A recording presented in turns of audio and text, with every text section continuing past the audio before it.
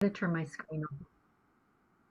No problem. Hello, everyone. Thank you for joining us for the webinar, The Impact of Our Lifestyle on Our Hormone Health. My name is Dr. Elena Alawa. I'm an osteopathic physician certified in internal medicine, functional medicine, and bioidentical hormones. And here to help me and also host this webinar is my colleague and friend, Heather Sunderland with Heather Coaching by Heather. She is a functional health coach who uses regenerative nutrition and detoxification principles to help individuals optimize their health. She has struggled with chronic diseases, and she'll be discussing later her and share her story with us. And because of her personal journey, she loves helping others restore their health and get to the underlying root issues that led to them being ill. So today we'll be talking about how lifestyle choices are affecting our hormone health. And we'll talk about toxins, the environment of our home, toxins in our food, body care products, cookware that also is affecting our hormone health, as well as food storage, toxins in our cleaning supplies, and especially stress and the quality of our sleep that affects our hormones. I'm sorry, Heather, would you like to say a few words?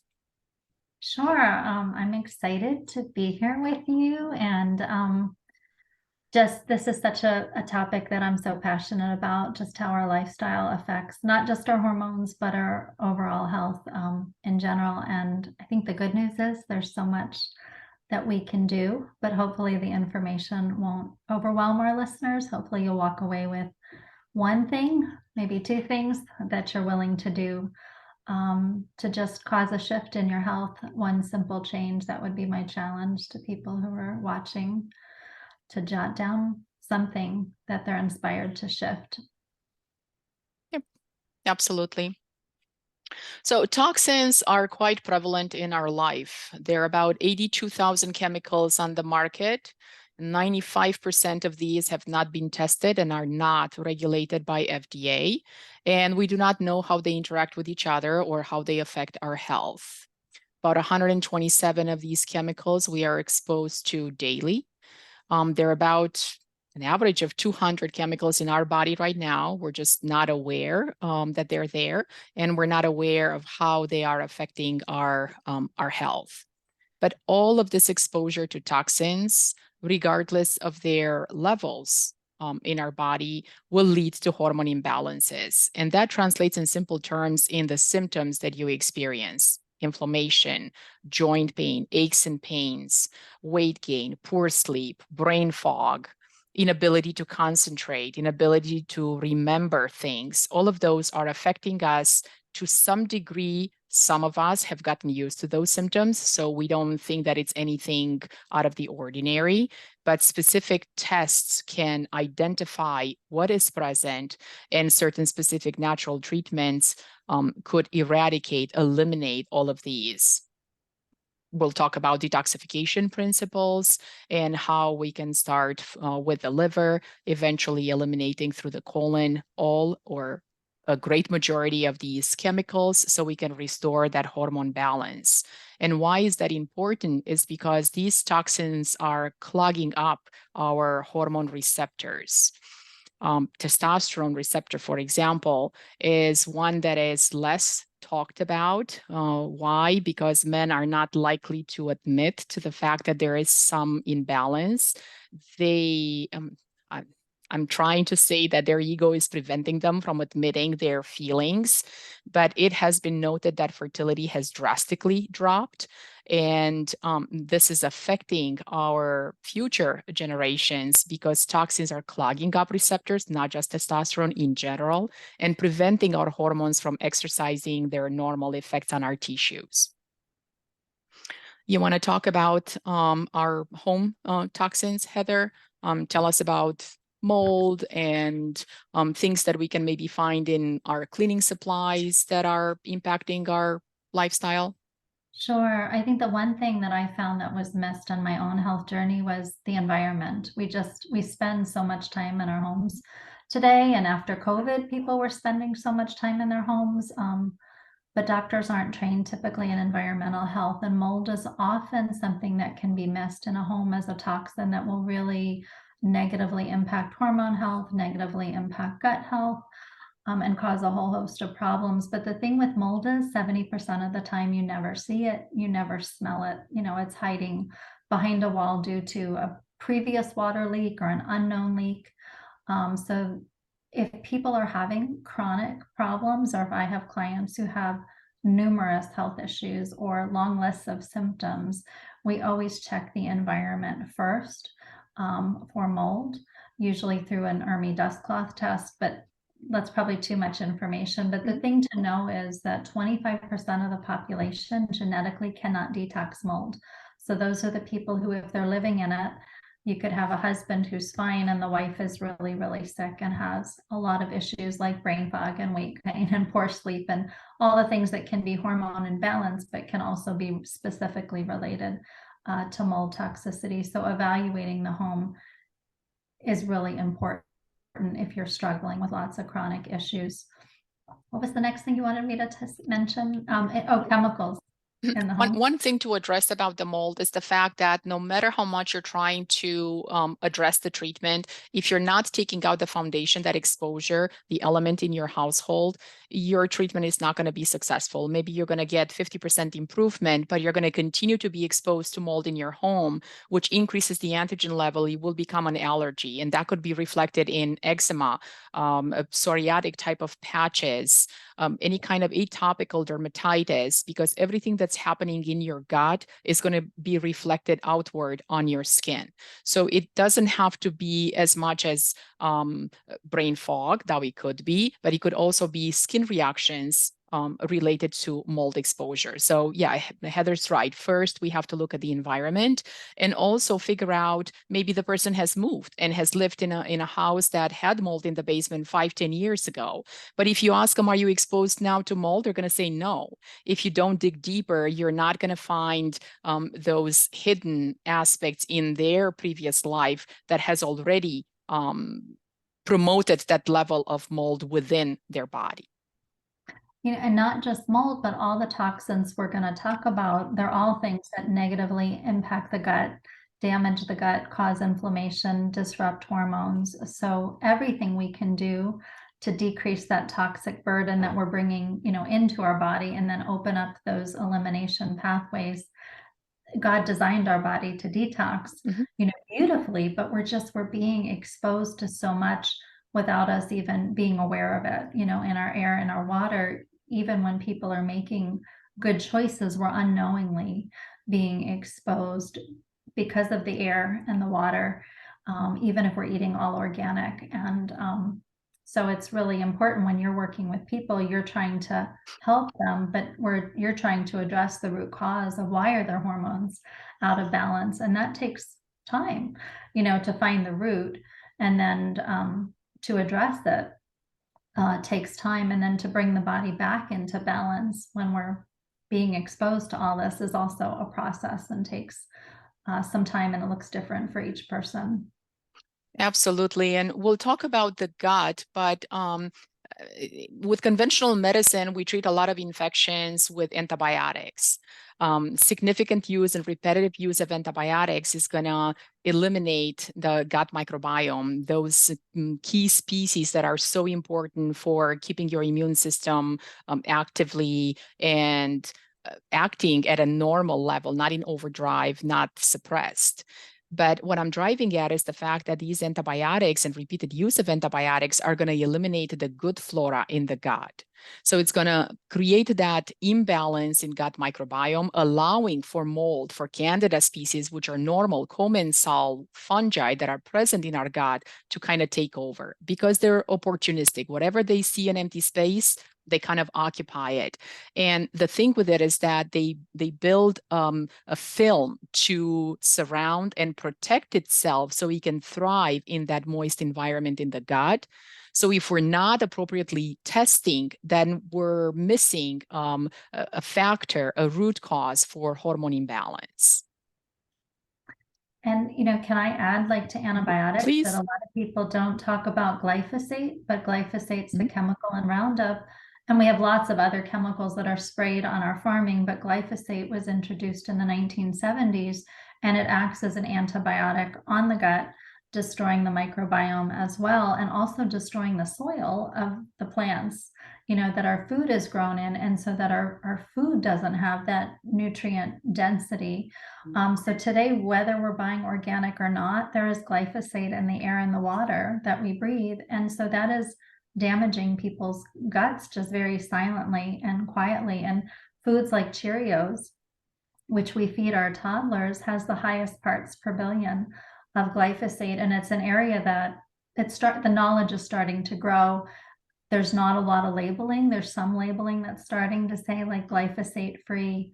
But people buy things that they think are healthy choices, and they don't even realize it's high in glyphosate and damaging the gut. So that's just another factor that plays into the gut microbiome, and the health of our gut and the health of our hormones as well. Yes, so true. Because it is not FDA regulated, you can still find Roundup at Home Depot. And yes, it has some sort of warning label, but how many people actually read the warning label on the back? They just grab it and move on with their life. And GMO, genetically modified foods, they actually contain a form of glyphosate. So they're pre-treating the crops with this substance in order to decrease the need for future higher amounts use of pesticides or insecticides. But just the fact of pre-treating the crops, the seeds, it blocks their ability to absorb the nutrients in the soil, if the nutrients are even there to begin with. And now we're consuming foods that are full of this glyphosate and settles in our gut, and 20, 30 years down the line will progress to, or it has an associated risk of causing cancer. Not right away, but 20, 30 years down the line. And glyphosate is not, or GMO foods are not regulated by FDA, because they claim that because these crops are pre-treated, then they don't need use of additional insecticide and herbicides. But they're already pre-treated with something that's causing the issue, and they're completely ignoring that. So just be mindful. I was just made aware, for example, cornmeal, if you go to your local store, if you purchase it in those carton boxes, and if you look on the back, it even says bioengineered product. Well, that's your GMO. That's your GMO corn. And remember that corn and soy, 90% of it that has production in the US is GMO. And So go ahead. yeah, I don't recommend that people eat corn because it's genetically modified. Yep. As good as it tastes. Well, of course. I mean, high fructose corn syrup is meant to taste good, but it serves absolutely no purpose and has a lot of detrimental effects. So just because it tastes good doesn't mean that it's actually nutritious or good for you. Right, right. I totally agree. You want to tell us about cleaning supplies? Yeah, so many times people don't realize, what they're cleaning with is very toxic, and if I'm at the point where I just look at the labels on everything, and I teach people to be a toxin detective and to be looking at the labels, and don't, just because it says organic or just because it says natural or just because it says it's healthy, it doesn't mean it is. Even if you're going to a store that's a health food store or supermarket or the health food section, there's a lot of greenwashing that's going on with products. And really the simplest thing to do is turn around and look at the label and read the ingredients and see if it's something you understand what the ingredients are, like water and vinegar and baking soda. I mean, that's great. So much better to clean with natural products in your house. But things that have bleach and these chemicals, our houses are so tightly built, those chemicals and fumes stay within the house, and you're absorbing them in your skin, through your eyes, in your breath. I have a cleaning lady, and we use all natural stuff. She loves coming to our house because we have all natural cleaning products. But she says other places she goes, she's even gotten skin burns just from the chemicals that she's using because they're so caustic. to clean the tub or whatever she's doing. So switching over to things that are natural. My basic solution is half a bottle of water with vinegar, about a third a cup of water, a third a cup of vinegar, a tiny bit of dish soap. I use Dr. Bronner's. And then if I want to add an essential oil to that to make it, and I change up the essential oils depending on the season to make it smell good. And we clean just about everything, bathrooms, kitchen, with that concoction. Floors. Mm-hmm. And we do the floors, I mean, pretty Yeah. much with that concoction, and it's just very simple, but we're so used to like those fragrance plugins that I just sort of cringe. If you want something to smell good, consider essential oils. Essential oil, yeah. Yeah, and a diffuser to get the scent that you want instead of a chemical fragrance where you're inhaling, absorbing those chemicals into your body, and your body has to process it. And everybody's toxic bucket is different. But I definitely had a tiny toxic bucket and it overflowed early on. But when you start to have symptoms, whether hormone imbalance or other symptoms, that's, usually the toxicity is always a part of that. So just make some simple switches after this call. Look in your kitchen, look at the products that you have that you're using to wash your dishes. I've just sort of been shocked. I thought everything I had was clean. And occasionally I'll look at a label and go, oh my gosh. I was doing dryer sheets from a health food store. I never did them. And when you look at dryer sheets and you see fragrance is a chemical. If they can't tell you that it's from a specific essential oil, and if they're not telling you, that's a chemical that they're using. So I use dryer balls now, wool dryer balls. And if you want a scent, you can put some essential oils on the dryer balls and throw it in the dryer. And I've been doing that for years. But one day I just thought, I'm going to buy some dryer sheets. It said all natural. And I got caught into it as a health coach. And I'm just like, oh gosh, I've got to read the label on everything. But it's just making simple switches. Toilet bowl can be cleaned with water, vinegar, and baking soda. Baking soda, yeah. And the switches are very cost effective. We're talking about baking soda and vinegar. And essential oils, you don't have to invest into a huge quantity. It just takes a couple of drops per gallon of whatever liquid you're using. So it's not a significant change. It's not very cost concerning. No, I make my own dishwasher soap now. It's just super simple. And it works well, and you can find products. I just find sometimes the products are a little more expensive that are healthier. So I've gotten to the point where I make my own, and it's very quick and easy. Even window cleaner, super quick and easy to make, and no colorings or things added to it.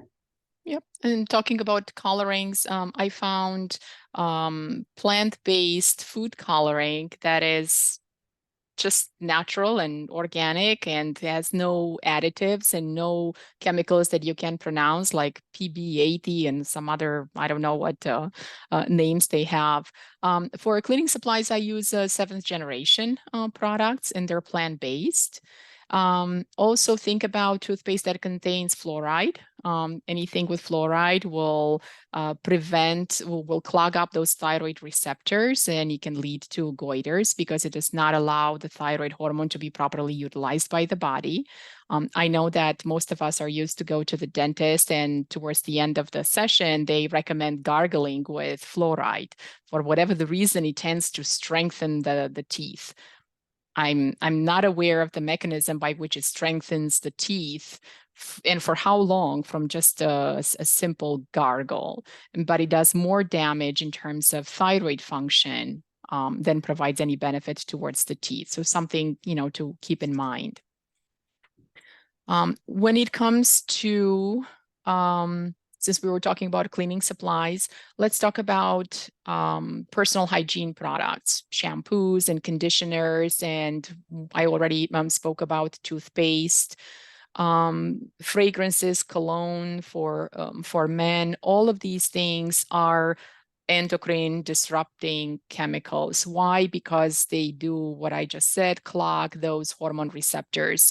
And hormones are the signals in our body that tells our cells to behave a certain way. So we'd want those receptors to be clean so they can accept the hormone that it's meant to be sensitive to, as opposed to another alternative chemical that has similar effects, but actually more detrimental to the body than what estrogen, DHEA, testosterone, and progesterone are meant to do. And insulin as well, it can clog up the insulin receptors, and insulin resistance will trigger horrid symptoms in terms of the rest of the sex hormone cascade. So let's not forget that insulin and vitamin D as a prohormone and thyroid are also hormones as well. We're not talking just about the sex hormones. Yeah, and people don't realize that everything we put on our skin gets into the bloodstream in 26 seconds, and then the body has to process it. So if we dye our hair, that hair dye is like going into the blood vessels around the brain. It caused me to stop dyeing my hair once I learned that. That's a personal choice, right? We all have to choose what we're going to let go of. And but that's just huge when I think about that. So you really want to be careful the things that you put on the skin, skincare, is it natural, or is it, Revlon, something inexpensive over the counter? You can use simple things like coconut oil to moisturize your skin. And you can find some really wonderful companies and brands that are organic and very, very clean on the market for skincare, for hair care. You can even use Dr. Bronner's soap, Castile soap, just to wash your hair, depending on your hair, and not even need a conditioner. Just a lot of simple switches you can make. But I challenge you to go into your bathroom. Most women, we use at least 9 products on our skin, hair, makeup, and to take a look at these products and look at the ingredients, and are they things that you know what the ingredients are? Are they natural? Read the labels. Just because it says it's organic, I still have to read the label, because some things, they're like 97% organic or 97% natural that I've bought. And I'm like, so it's just really important to become a detective and to read your labels and find the brands and companies that you like, that are natural. Do you want me to mention some brands? You can. I think the easiest way to get some information is to go to ewg.org, Yeah, the Environmental Working Group. There is a Skin Deep division there where you can check products and actually see what you are using, whether it is endorsed by EWG or whether it has chemicals that it does not recognize. And it gives you a really nice, colorful gauge as to whether it is more chemically oriented versus more natural plant-based oriented, and tells you how safe it is to use. And you can also go through a list of options that they give you there. But absolutely, you can share with us what brands you are using. And EWG is wonderful. A wonderful place to check out things. I use Pure Haven, and I have like some different brands. One's called Anne Marie. That's an organic brand. Hair care, I have several different companies, natural products that I use. So I think it is just finding what works for you, because it's sometimes when it's natural, it may take a little time to find what feels right for you. But there's a lot of really good choices out there, and they don't have to be super, super costly when you make that switch. Yep, not at all. 100% Pure is also a good company for cosmetics, for those women who are interested in cosmetics. Henry Rose is a good company for perfumes and colognes, and they are endorsed by EWG. So you have a few options to work with, but always check with EWG. They keep an updated or I should say an up-to-date list of what's available and give you options in that regard. I use organic beeswax soaps that are made locally. And we know that that comes from beeswax. And this person actually goes fishing himself in areas that are marked for not being polluted. And hopefully he does his research well, because I have to trust that. So he's using the fish fat to add onto the soap. It is an awesome product. It doesn't smell of fish to me. I use it every day. I don't use any kind of body lotion or whatever that's called to soap yourself up with. Just the soap, and that's good enough. Yeah, just to mention, like there's a company called Norwex that Mhm. that I'm not affiliated with, but they actually have cloths that have silver in them, and you don't even need to use soap. You can just use water and their cloths to wash your body. And I know many people who do that. They don't use soap at all, and they don't get smelly. Um, so that's like another option too. If you don't want to buy Castile soap or some natural soap, are these cloths with silver for bathing? Same for deodorants as well. Yep. And remember, I wanted to make a point about how much of stuff that we put on our skin is being absorbed. Most of the bioidentical hormones are in topical modality of administration, which means it is skin or transmucosal absorption. And you can see how well they are absorbed, even though they are concentrated in small amounts. As soon as you put it on your skin and you rub it in, it will be uptaken through the lymphatic system and delivered to the tissues.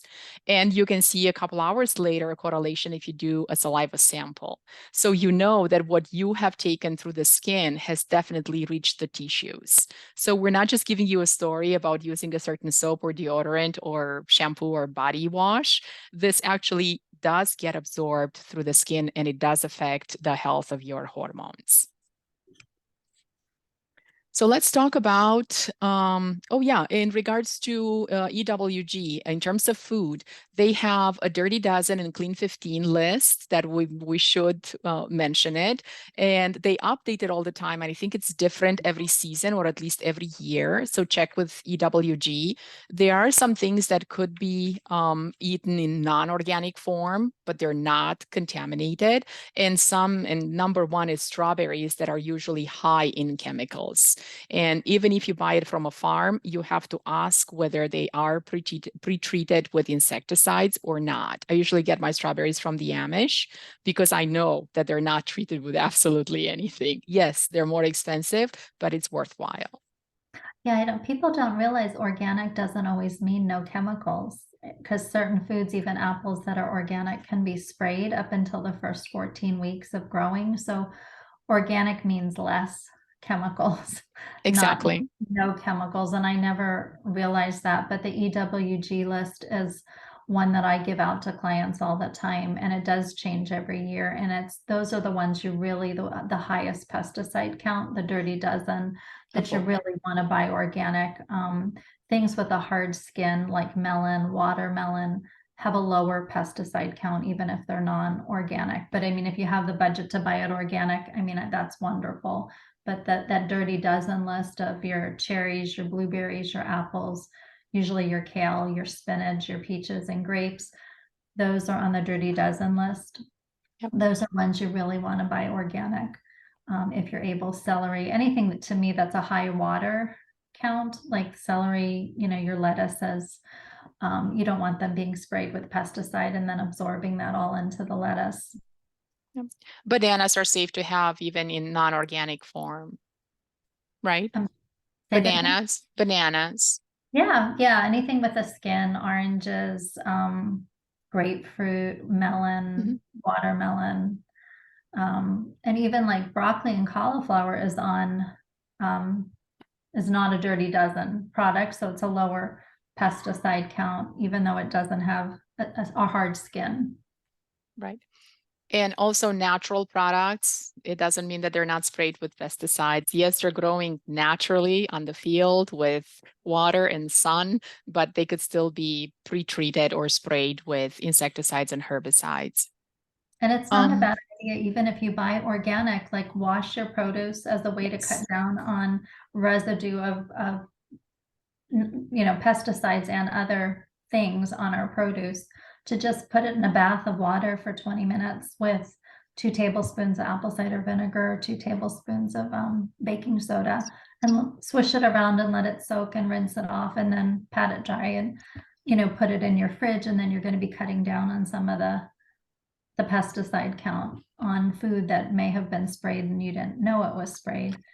And you may get rid of some bacteria and bugs and things that you didn't know were there as well. And since we're talking about spraying and rinsing them with water, we should talk about water filtration, right? Simply because the city water is not as safe as we think, and just because they're treating it with large amounts of chemicals, right? It is still contaminated. Plus, it's gonna sit in your pipes. We don't know how corroded or filled with who knows what those pipes are. So at least ideally, you should have a filtering system for your drinking water and for cleaning your produce and washing your dishes with. Ideally, but it is costly to have a reverse osmosis system for the entire house. I think it's maybe 5,000, 3,000, something like that for the entire house. Significantly cheaper for just for your drinking water. Yeah. And there are filters you can buy. I haven't done this yet for your shower and your bath, to filter the water. Mhm. So if you're not doing a whole house filter to cut down on contaminants, we do have a reverse osmosis filter. And I like the taste of the water better through reverse osmosis. It does use a lot of water. Like there's a lot of water waste as you're creating that. And it does pull out a lot of minerals if you're not adding the minerals back in. That's like one of the negatives, but I definitely like my reverse osmosis water. But you can certainly use an electrolyte supplementation, a Yeah, mineral electrolyte supplementation, and then you can still consume the reverse osmosis filtered water, or have a way to replenish those minerals back after the water has right, been filtrated. It's a right. bit more involved. And some people love like the Berkey. I don't know if you've heard of the Berkey. Yep, It's a I did. countertop. I mean, I have a lot of health coach friends who just love their Berkey. I didn't know about Berkey when we did reverse osmosis, but that's a countertop unit versus Mhm. reverse osmosis is usually under the sink. Yeah, significantly cheaper. But for those of you who don't have a system and you're buying bottled water, like you want to Yes, be really careful because plastics are an endocrine disruptor, and the chemicals in plastic leach into the water, and especially if you're leaving a water bottle in the hot sun, in a in the car, car. Yeah, and I just think, oh my gosh, and then you're buying this bottled water and you don't know how long it's been stored and what the condition it's been stored. And that's out here in Arizona, everybody has bottled water. And when you go into someone's house, they hand you a bottle of water. And right. it's whoever thought we'd be making money with bottled water. Well, they're Um, easy, they're disposable, you don't have to carry with you, but absolutely, we encourage you to switch to a stainless steel or a glass container, yeah, and fill it with your own water. Don't take the water from the plastic bottle and put it into the glass water, because then you haven't accomplished anything. You're still getting the chemicals that have leached into the water that was in the plastic bottle. right, right. And can I hit on plastic since we're just talking about plastic? Today, like we are exposed to just so much plastic, and I tried to like eliminate it, but it's so hard because you got the plastic water bottles, you got plastic storage containers, you got Ziploc bags, you've got press and seal plastic. It's you get the food in the grocery store and it's put in plastic. You Plastic. buy apples, it's in plastic. So I mean, the more you can bring your own bags to the grocery store, that are natural bags. I mean, you just have to decide where you're comfortable making shifts. But definitely, I use Pyrex. So my storage containers are no longer those little plastic tub containers. I just use the Pyrex containers for storage. I haven't figured out, instead of like a Ziploc bag that's plastic, there are other products out there like silicone. I just don't Mhm. like them as much. So I don't have a great alternative yet for that, but I know you can freeze things in glass. You just have to be careful how much you How fill it much you up. If put? it's liquid, it'll expand. But just to be mindful that how our food is stored, really does affect our health. And like even plastic water bottles that are BPA free, there are other chemicals other than BPA Right. in that plastic that'll leach into your body. Um, so definitely stainless steel, or glass, is a nice um, option. Option. Or ceramic, like if we are to talk about cookware, glass, Yeah. ceramic, wrought iron. those would be the best choices. When it comes to storage containers, it's okay if you have a hard plastic lid. Just don't put it in the microwave to warm the food. That would be your phthalate equivalent. And both BPAs and phthalates, they specifically affect estrogen receptors because they have estrogen mimetic capacity. So they mimic the effects of estrogen and they stimulate overgrowth, undifferentiated cellular growth without a specific stop sign. So those receptors are confused as to what they have to do. And estrogen, even though it is present in your body, it's not able to attach onto those receptors because someone else beat them to it, which is the BPA and the phthalates. So most of the time, patients that consume a lot of these foods that are stored in these plastic containers will have estrogen dominant type of effects. They will have headaches or migraines. They will have heavy bleeds, pelvic pressure, pelvic pain, anxiety, irritability, just too much estrogen that it's not well balanced. And it doesn't mean that you necessarily have to go on a specific treatment with hormones. Now, progesterone is well known for curbing the overgrowth stimulated by estrogen, but simply eliminating the triggers in your lifestyle will help resolve and bring back that hormone balance. And just a caution, like we buy frozen vegetables in plastic and then they say steamable in bag and people and it freaks me out, and people then throw it in the microwave. So the microwave's not a great thing to use for your health in general, but then you're throwing a plastic bag in the microwave and those chemicals get on the food. So if you're going to use the microwave, don't do it in a plastic bag. Don't microwave the food the way it came. And if you can, take it out and just cook it stovetop in a little bit of water. Well, how about microwavable popcorn? Oh my gosh. Yeah.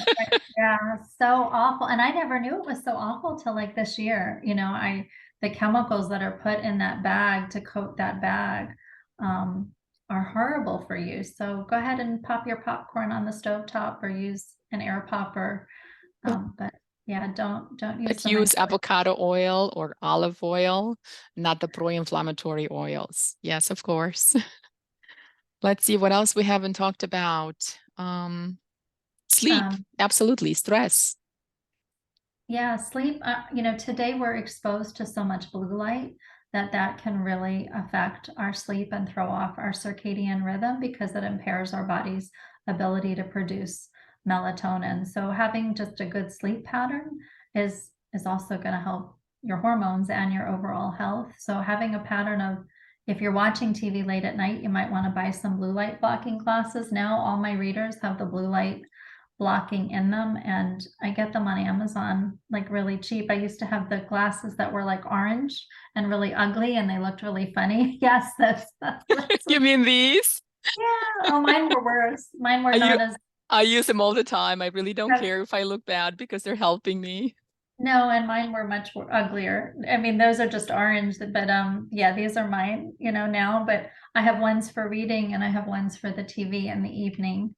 So a lot of times they recommend that you don't be on electronics an hour or two before bed. I have a device called Flux on my computer that shifts the light and how much light it emits so that it doesn't affect your sleep and your circadian rhythms as much. And it's a free thing that you can download to put onto your computer.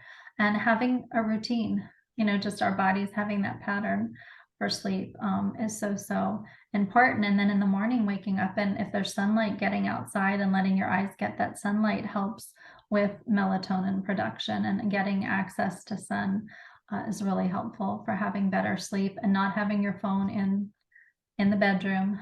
Mine's, don't plug it in the bedroom, put it somewhere else. Yep. Those are some basic tips.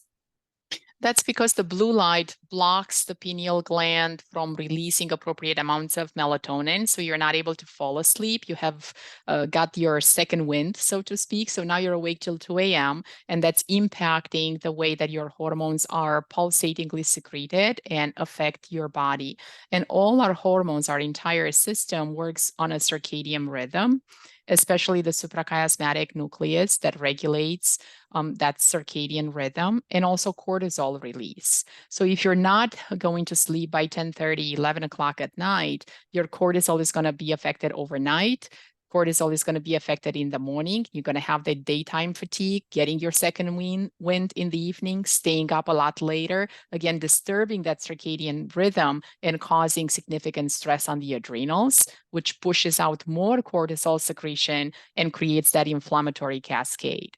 So in order to decrease that exposure, well, either put your ugly glasses on to block the blue light, or go to sleep by 10:30 and wake up with the sun, and then just regulate your circadian rhythm that way. If you are to use melatonin, you should stay within 2 to 3 milligrams. At higher dosages of 8 or 10 milligrams, it has a paradoxical effect of keeping you awake, so it's not really helping you. And the swallowable, the regular pill takes about 90 minutes to induce sleep, where the chewable or the sublingual will allow you to fall asleep within 30 minutes. So it does matter which kind of formulation you use. And melatonin is your natural hormone that is anti-inflammatory. So it really helps curb that abnormal growth and decreases your risk for cancer. And melatonin naturally decreases as you age, and we all age. And I don't even like melatonin supplements. I do my organic. You don't have to.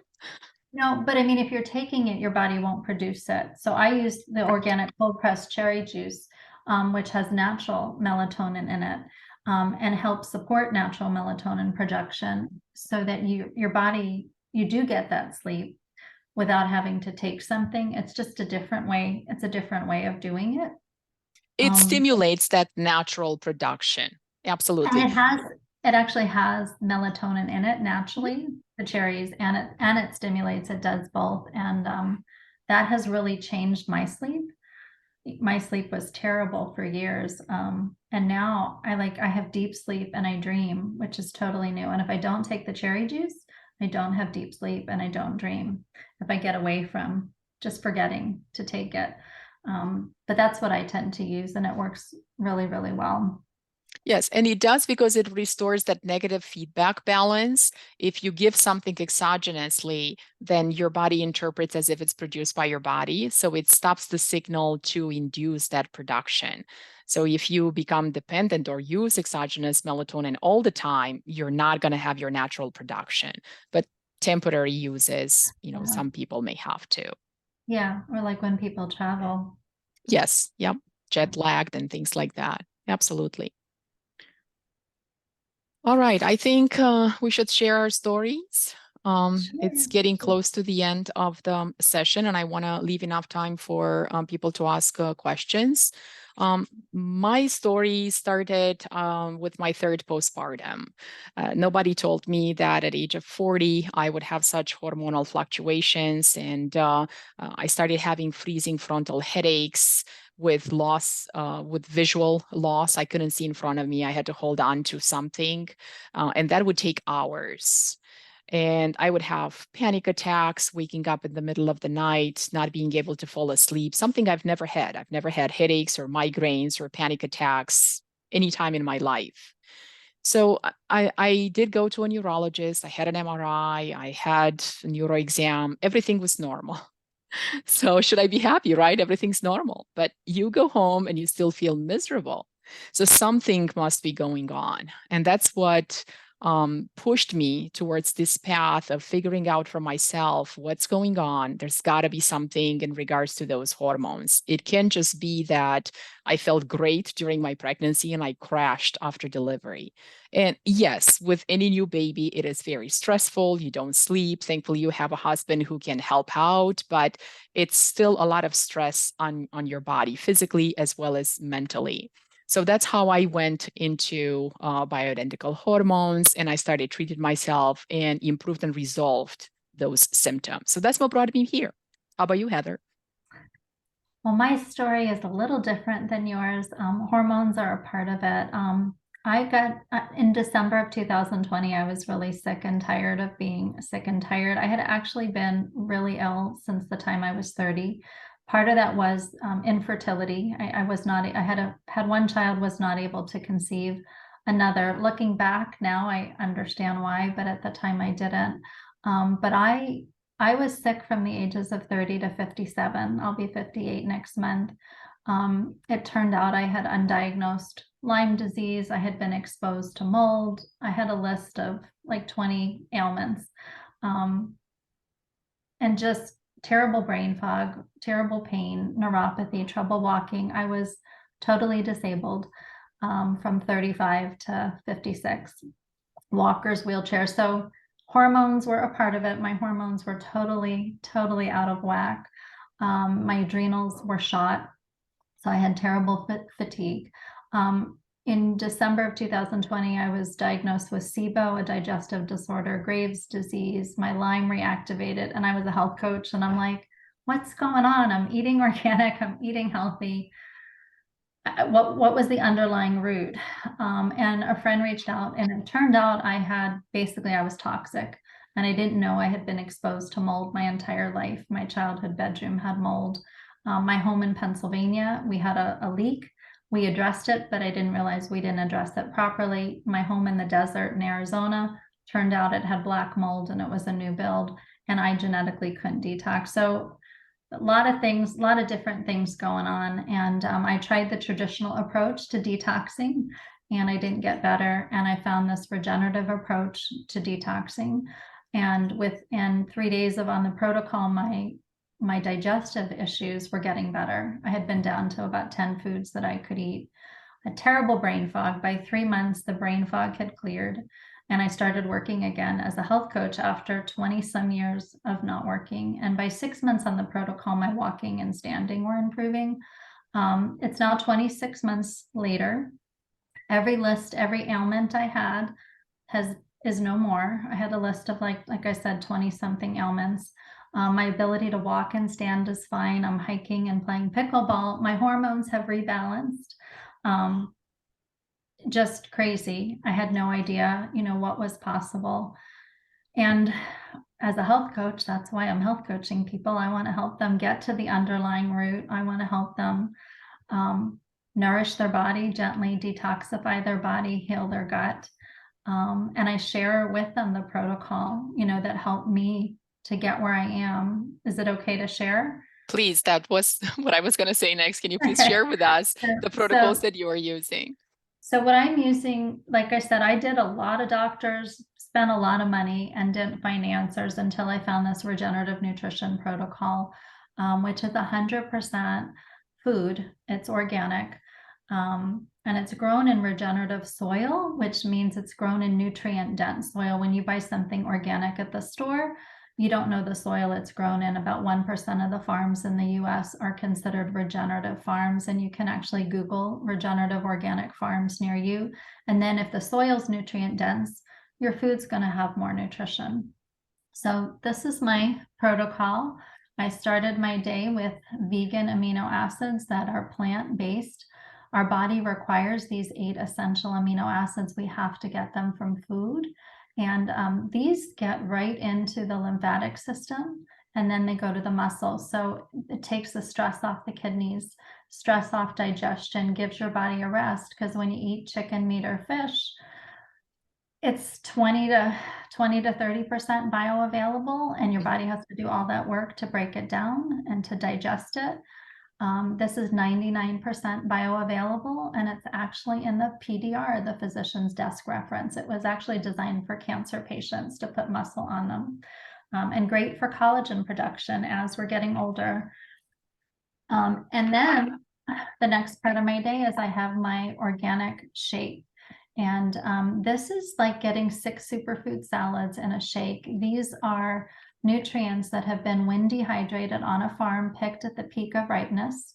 It's 100% organic, and the farms that it's grown on are at least 100 miles from all other industries. So you're not getting other toxins and chemicals. So this is an amazing way to really deeply nourish the body at a cellular level, to decrease inflammation, because this is super alkaline. It tastes delicious, very easy to digest and assimilate. When I started on this, Like I was down to 10 foods that I could eat, and I was a little nervous, could I tolerate this? But I knew I had been a dietitian. I knew this was a liquid, and liquids are easier to digest, absorb, and assimilate, and totally yummy.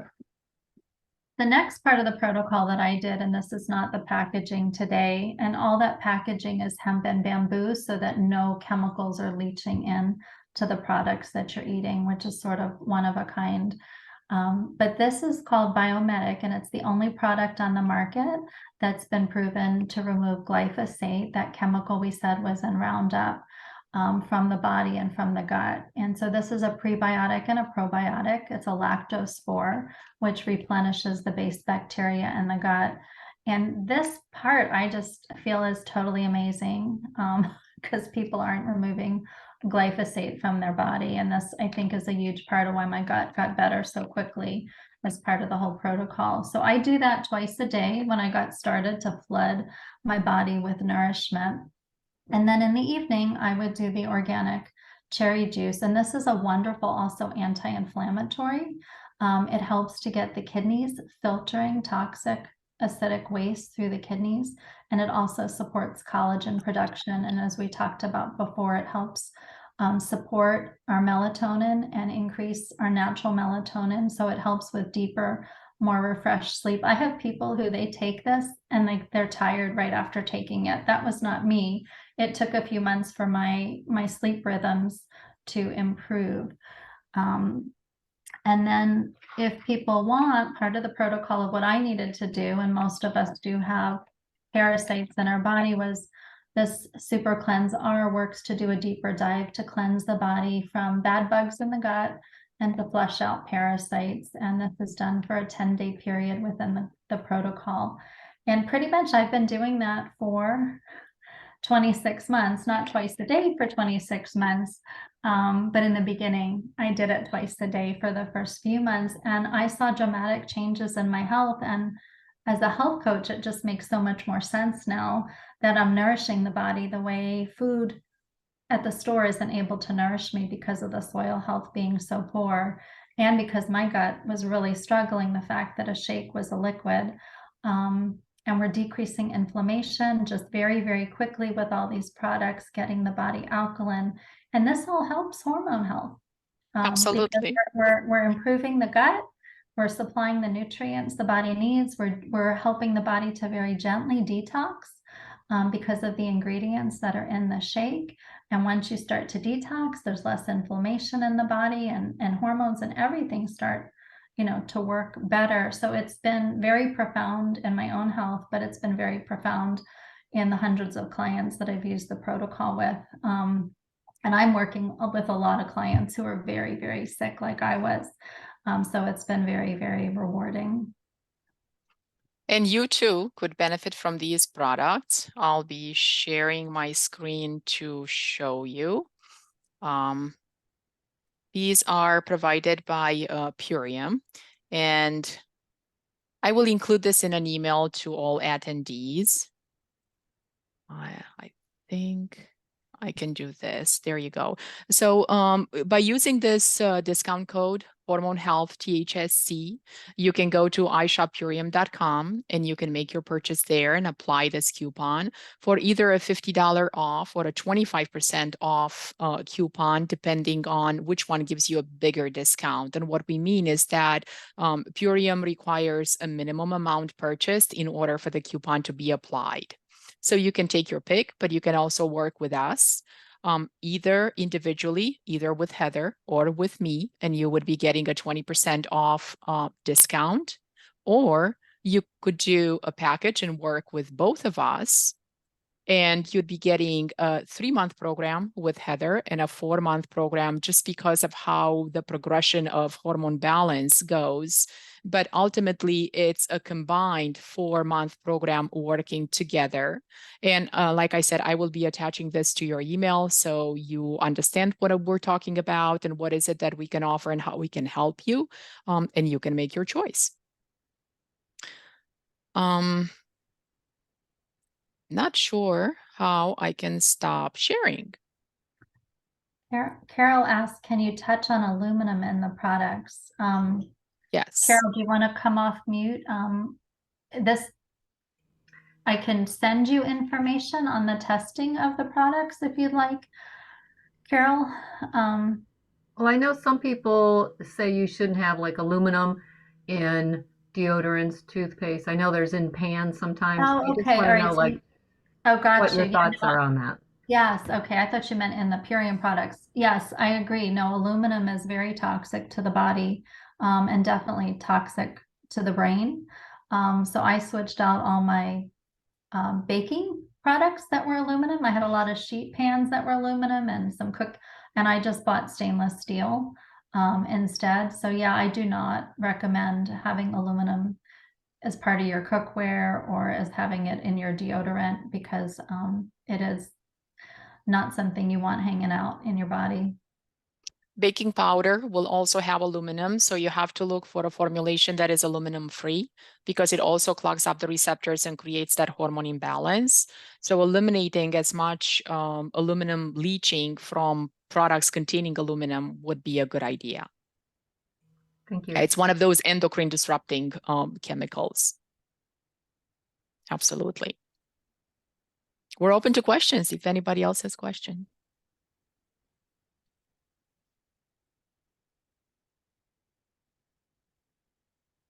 I guess not.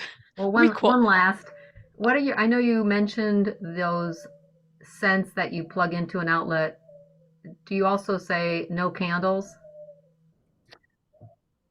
I'd say no candles if they're scented, and I would suggest going with beeswax simply because they have negative ion power, which means it neutralizes all the odors in the air and is not an endocrine disrupting chemical. So any kind of candle that is scented, sure, it may smell great, but it's still an endocrine disrupting chemical and will alter the effects of these chemicals on the hormonal receptors because they mimic hormonal effects on those hormone receptors, if that makes sense. Can you comment on soy candles? Like there are a lot of companies that'll do soy as an alternative. I think it's okay for soy. You're not ingesting it. So whether that's GMO or not, unless I'm not familiar if there's any kind of glyphosate contamination that would become aerosolized, and then you could inhale it and potentially have an effect on the hormonal receptors. But as long as it's not scented, I think it should be okay. I like the beeswax idea. Me too. And it smells great. And literally, if you happen to fry something and then you light that candle, all that smell completely disappears. It is amazing. I have to try that. I do not have candles in my house. I used to, I got rid of them all. So that's something I have to try. Yeah, it's really nice. Any other questions?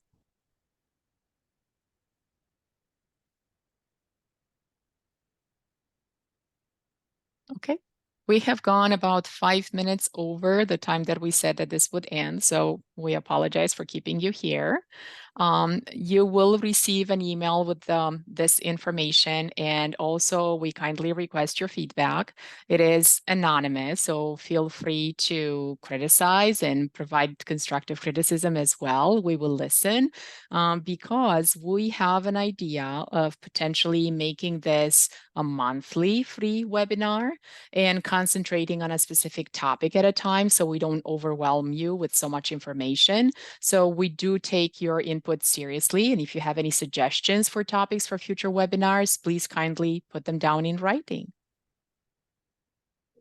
Anything else you want to add, Heather? No, just if I would, the protocol, just know it's very customizable to different people's issues and concerns. So if anybody needs a consult with me to do a free discovery call to see what might be a best fit for you and what you're struggling with, this will complement what Dr. Alawa is doing with you to support getting to the underlying root of getting your hormones back into balance. That's the whole point of functional medicine, getting to the root cause. And we help you identify those root causes. So you don't have to be on a specific treatment, but at least identify what are the triggers to help you eliminate them. And these products are helping you detox as well as support that alkaline balance that your body needs to thrive. And hormone balance, if you're premenopausal, will follow naturally. Now, hormone balance at menopausal stage is another story and another topic for another webinar, simply because your ovaries retire and they don't produce the levels of hormones that you were used to. And now it just defaults onto the adrenal glands to produce some of those hormones. And you're not going to have that much protective benefit from those hormones going forward. And that's why you have a lot of osteoporosis, heart disease, brain fog, and things like that in menopause, because you don't have those high levels of hormones that you were accustomed to in your cycling years. So yes, Purium products will help because food is medicine and it provides foundation for gut health, which equals hormone balance, but you may potentially need additional bioidentical hormone replacement, especially if you are a menopausal woman. I'm menopausal and I reversed osteoporosis with this approach. Totally reversed it. Because call me. Yeah, totally reversed it. Because I got my body alkaline, and when our body's acidic, it's buffering that acidity from our bones. And so I had severe osteoporosis. I don't anymore. So yeah, very different approach, the regenerative approach to healing. Absolutely. Yeah, very different approach. Let's see, Carol has another question. Oh, you're very welcome. You'll be hearing from us shortly.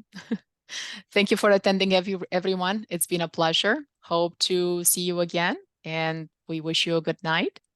Right. Thank you. Bye.